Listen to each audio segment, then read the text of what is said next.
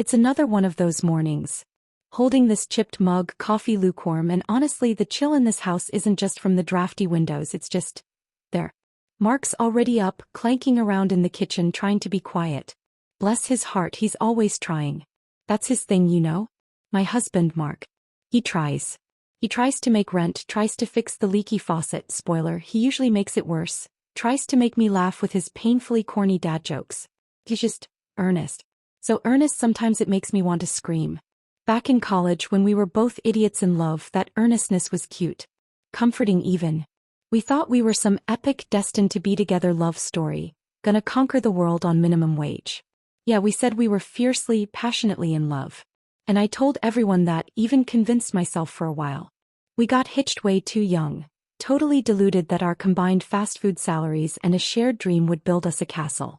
Newsflash. It built us a tiny rental in the other suburbs. Not the cool ones, obviously. The ones where everyone's lawn is dying and their cars are practically museum pieces. Mark was working his butt off at some hardware store, then coming home to study for his online business degree, which he swore was our golden ticket. Me. I was stuck as a dental receptionist, smiling until my face hurt, dealing with endless insurance headaches and people who freak out over a single cavity. Real glamorous, I know. Evenings were spent on our hand-me-down sofa, nursing a bottle of cheap wine. His dreams were so basic. A comfortable life. A modest retirement. Maybe a small cabin in the mountains. My dreams? Oh, they were vibrant. I saw myself at glittering parties wearing actual designer clothes, effortlessly witty with people who actually mattered. I saw myself thriving, not just surviving paycheck to paycheck. Mark. He was supposed to be there by my side, all polished and successful, the guy who made it all happen. But years kept tipping by. And that glitter? Still stubbornly out of reach. Mark got his degree, sure, but the big promotions? Still waiting. He's still in middle management at some slightly bigger hardware chain, still coming home dead tired, still stressing over the electric bill.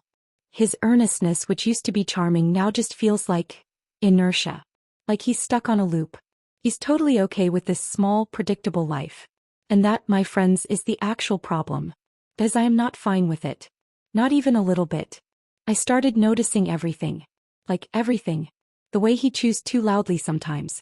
The ancient band t-shirts he insists on wearing even after I tried, subtly, to get him some new clothes. The way his ambition seems to shrivel up and die with every single setback. He'd say, "We'll get there, Sarah, just takes time."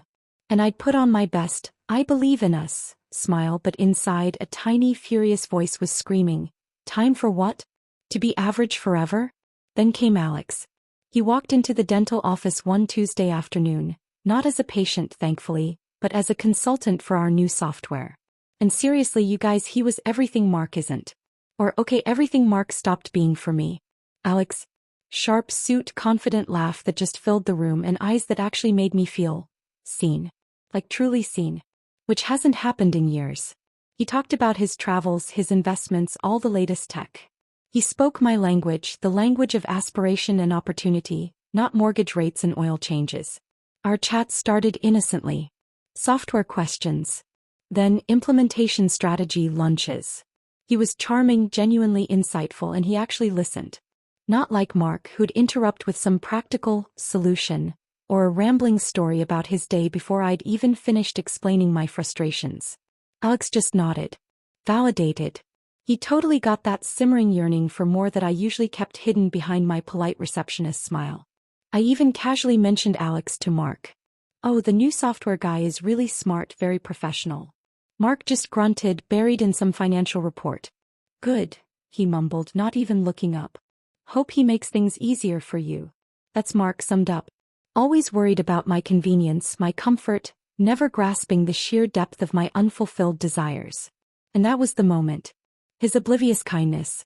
His clicked. A cold, hard truth hit me. Mark was too comfortable. Too safe. He was an anchor pulling me down. And I was so over being anchored. My lunches with Alex turned into late-night work sessions over drinks. I'd float home buzzing not just from the wine, but from the actual intellectual stimulation, the compliments, the pure exhilaration of being desired by someone who actually lived in the world I desperately wanted to inhabit. I'd spin Mark these elaborate tales, Long, tedious meetings, unexpected project overruns. He bought it. Every single time. And yeah, a tiny part of me, the part that still remembered the girl who married him, felt a flicker of guilt. But it was immediately extinguished by the raging fire of my own perceived needs. He just doesn't get it, I tell myself. How could he possibly understand what I need to truly feel alive? My perception of Mark totally warped. Every little quirk that used to be cute, now grated on my last nerve. His quiet hum while he cooked dinner. Nails on a chalkboard. The way he always left his socks beside the bed. Lazy beyond belief. His attempts to tell me about his day. Utterly pointless. I found myself snapping at him constantly, my patience thinner than dental floss. One night he came home absolutely beaming, waving a printout like it was the winning lottery ticket. "Sarah, guess what? I found a way to refinance the car loan. It'll save us almost $50 a month." He looked so proud, so excited. $50. My eyes drifted to Alex's expensive watch from that day.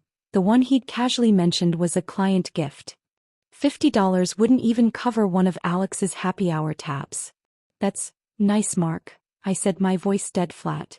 I didn't even bother faking enthusiasm, though I was really hoping for something a bit more impactful, like a bonus, or, a new job offer that actually pays well. His smile just deflated. "Oh, right. Well, it's a start, isn't it? Every little bit helps." "Does it, though?" I countered, raising an eyebrow. "Or does it just drag out the inevitable?" "We're stuck, Mark." "Just stuck." He just stared, eyes wide, hurt. "Stuck? What are you talking about? We're building a life, Sarah. Together." "Are we?" I asked, a dismissive flick of my hand.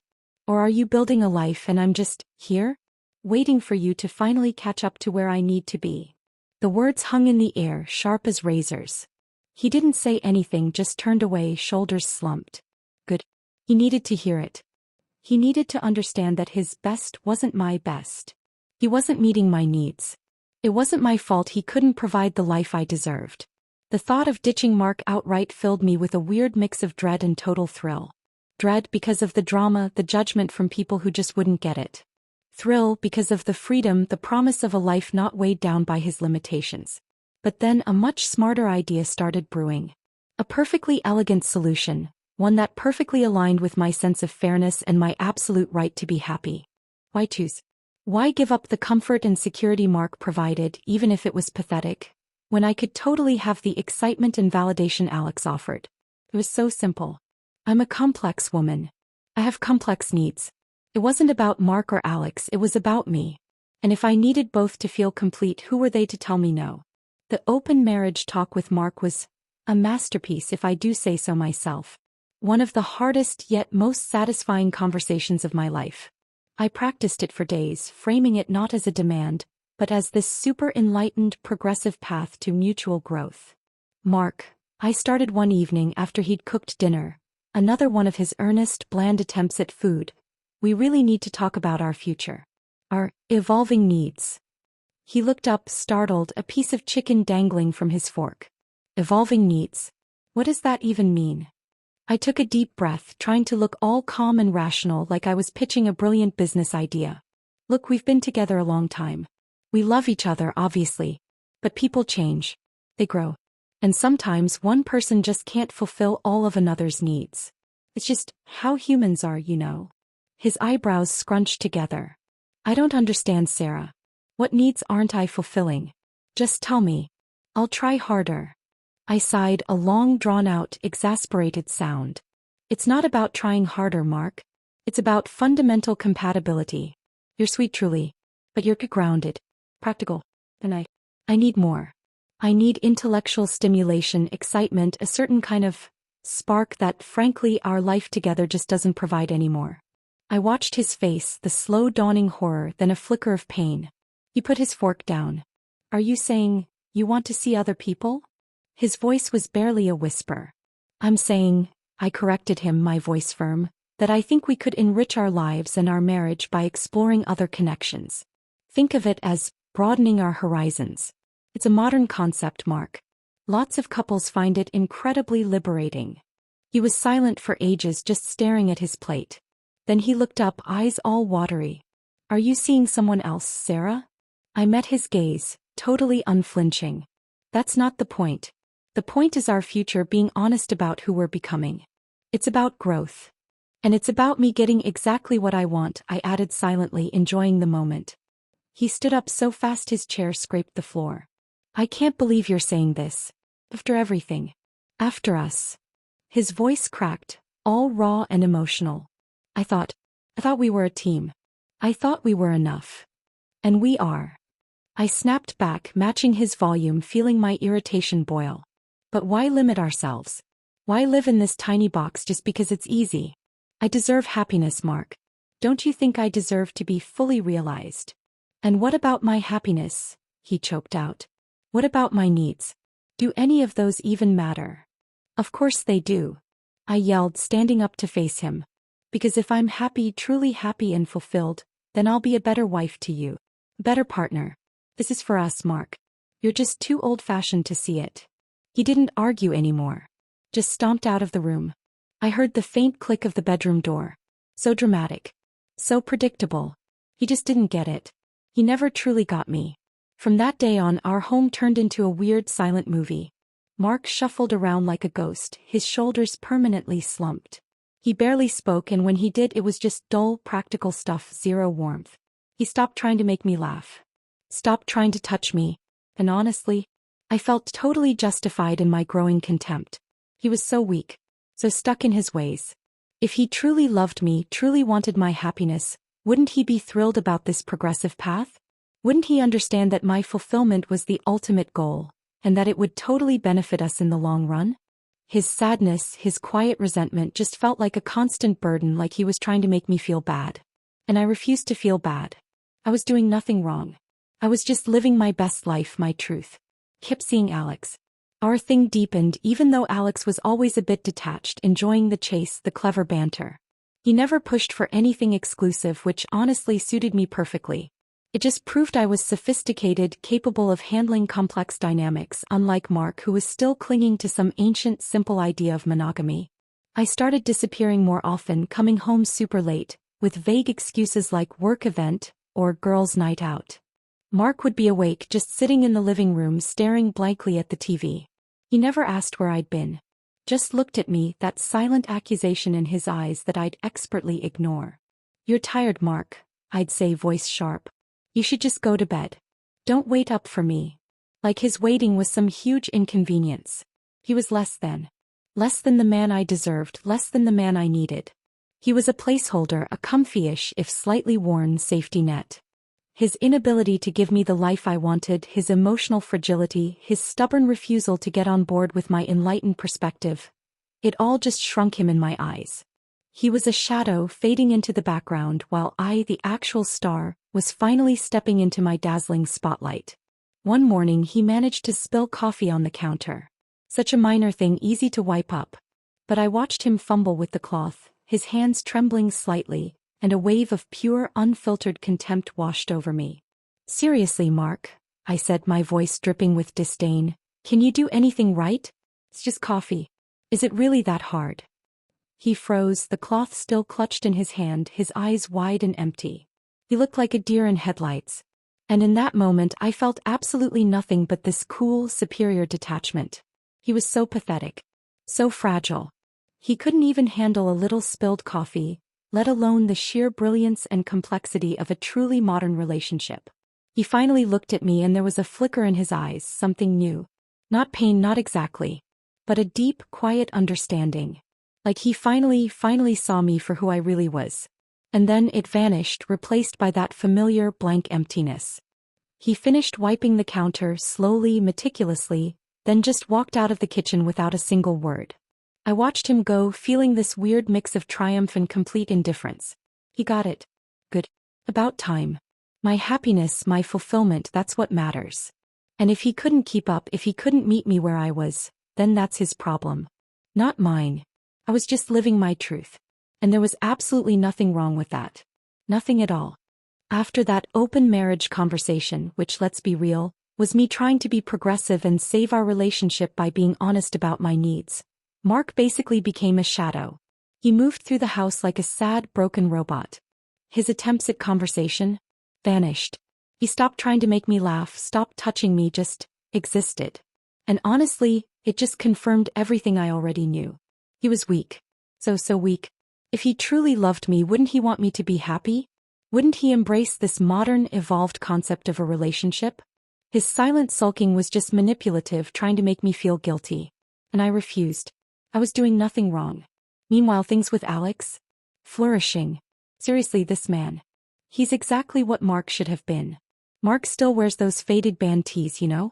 And Alex casually rocks designer hoodies that probably cost more than Mark's entire month's paycheck. Mark drives that beat-up sedan. Alex pulls up in a sleek black electric car that purrs. Mark talks about refinancing $50 off a car loan, and Alex talks about investment portfolios and weekend trips to Tulum. Sarah, Alex said to me one night over perfectly crafted cocktails at a rooftop bar overlooking the city lights. Something Mark would never plan, by the way, too expensive, too much effort. You deserve so much more than that. He didn't even have to say Mark. I knew. He just looked at me with those intense eyes, like he saw my true potential, my true value. You have this incredible spark, this ambition. You're wasted, honestly. You should be living a life of comfort, of adventure. The kind of life you dream of. And you know what? He was right. Every word. He wasn't just saying what I wanted to hear. He was articulating my deepest desires, the ones Mark couldn't even comprehend. He never explicitly said, "I'll give you that life." But every glance, every touch, every expensive dinner, every story about his latest business venture, it screamed it. He understood the yearning for luxury, for freedom from the mundane. He was the escape. So yeah, my patience with Mark? Non-existent. I barely hid anything anymore. I was out late with Alex most nights, sometimes crashing at Alex's place after late work meetings, which, let's be real, were just us living our best lives. When I did come home, Mark would be in the living room always. Always just sitting there, TV on low like a sad, loyal dog. "Oh, you're still up?" I'd say, almost a sneer in my voice. "It's late, Mark. Don't wait up for me. You look exhausted." As if his exhaustion was my fault. I needed to live my life, right? His inability to cope with my progressive choices was his problem. He tried a few times to reach out. "Sarah, can we just talk?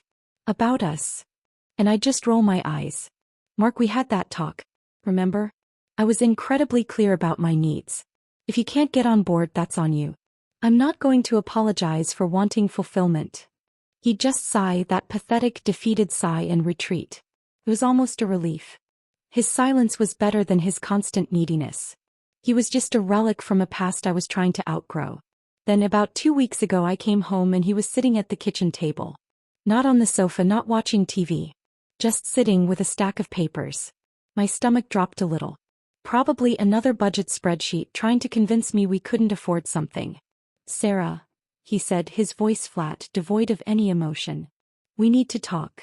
"Oh God, what now, Mark?" I tossed my keys on the counter, already annoyed. I was tired. Alex and I had been out late.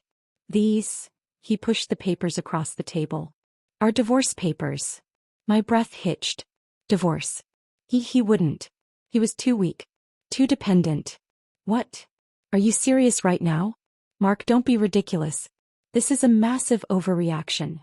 "Is it?" His voice was still calm, but there was an edge to it. A sharpness I hadn't heard in years. "You spend every other night out, you treat me like dirt, you've openly pursued another man. What exactly am I overreacting to, Sarah? The fact that I'm done being a doormat." "A doormat?" I scoffed, my voice rising. "I was trying to evolve our relationship. I was trying to be honest about my needs. You're just too insecure, too traditional to handle a modern partnership." "Modern partnership?" He laughed, a short, bitter sound. "You call it modern. I call it cheating. You call it honesty. I call it disrespect. You call it evolving. I call it abandonment. Don't you dare call me a cheat." I shrieked. "I told you I was seeing someone. I was open about wanting an open marriage." I felt my face flush. My jaw tightened. "Yes, I like Alex. He gives me the attention, the intellectual connection, the life you never could. He sees me, Mark. He sees my worth. He understands what I deserve." And then it just poured out of me, a torrent of every frustration, every perceived inadequacy on his part, every grand expectation he'd failed to meet. I told him how Alex took me to places he couldn't afford, how Alex understood my dreams, how Alex valued me. I laid it all out there, the truth of Alex, thinking it would finally make him understand, make him see how justified I was. Make him realize he couldn't compete. He just stood there listening, his face a mask. When I finally ran out of breath, he picked up the papers again. Good. Thank you for making it clear. The divorce will proceed. And that was it. Just like that. The divorce was messy, of course. He seemed to have lawyers who actually cared, and suddenly all my justifications sounded hollow in court. They wanted details. They wanted proof. I had to reveal everything, and suddenly, open marriage didn't sound so progressive when it was me moving out and directly into Alex's fancy downtown condo while Mark was still stuck in that tiny house. But hey, moving in with Alex was supposed to be my victory lap. His place was gorgeous, floor-to-ceiling windows, modern art, a view of the entire city. This was the life. I decorated, I hosted small, chic gatherings with Alex's friends, who were all so much more interesting than Mark's dull colleagues. I was finally where I was meant to be. Things were great for a few months, maybe 6. Then Alex started changing. He was always busy, always working. My witty banter seemed to annoy him. My complaints about Mark, which I still brought up because can you believe how he treated me, made him sigh impatiently. He started making snide comments about my demands and expectations. Look, Sarah, he said one evening after I'd asked him for the 100th time to take me to that new Michelin-starred restaurant. You're a lot of needs. I like my freedom. This isn't really working for me anymore. I stared at him dumbfounded. What are you talking about? I thought we had something special. I gave up everything for you. He actually chuckled. A cold, dismissive sound. You gave up a struggling marriage where you clearly weren't happy. Don't flatter yourself, Sarah. I'm not Mark. I'm not here to fulfill your every whim. I want a partner, not a project. And just like that, he was gone. Kicked me out of his fancy condo. Said he needed space. Said I was too much. The same Alex who made me feel like I deserved the world. The same Alex who supposedly understood me. So now I'm in a temporary apartment. My life is a disaster. I lost everything. My home, my financial stability. Turns out I was way more dependent on Mark's steady if small income than I thought. My future with Alex. And it's all because Mark couldn't just understand. Couldn't just step up. Couldn't be who I needed him to be. And Alex just used me and tossed me aside. Men are all the same, honestly. I heard through the grapevine from one of Mark's old, dull colleagues, ironically, that Mark just got 2 massive promotions. Like massive. He's apparently thriving, bought a new, bigger house in one of those trendy suburbs.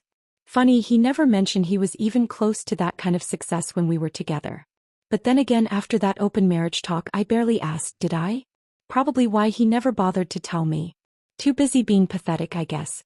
So yeah, I'm here now. Lost everything. All because no one could just appreciate what I was trying to do. I'm just trying to figure out where to go from here. Any advice? Besides telling me you're the a-hole, you ruined your life, I already know what you guys think and you're wrong.